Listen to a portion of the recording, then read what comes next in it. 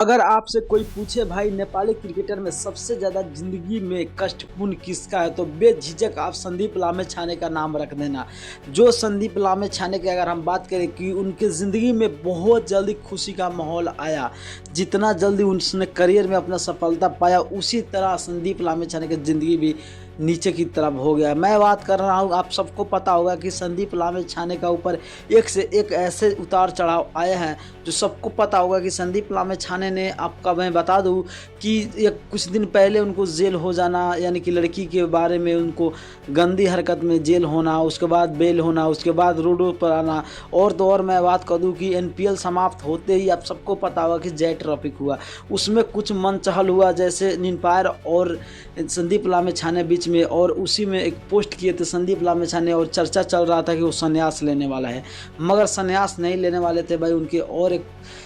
था। और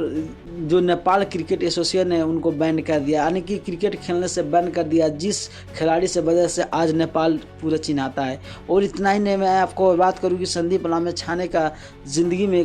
ऐसा एक मोड़ आया है जिसमें उनका ऑपरेशन हुआ भाई, जिसमें आदमी को जीने और मरने का 50-50 चांस होता है। और मैं आपको बता दी, जो ऑपरेशन हुआ उसमें संदीप लामेछाने का सक्सेस हो गया। और मैं आपको बता दूं, अगर आप लोग संदीप लामेछाने का फ़ैन हो गए तो उनके लिए गेट ऑल सॉन्ग जरूर लिखना, और नए हो तो चैनल को सब्सक्राइब करके लाइक कर देना। अगर आपको कोई पूछे तो सबसे कष्टपूर्ण ज़िंदगी संदीप का बता देना।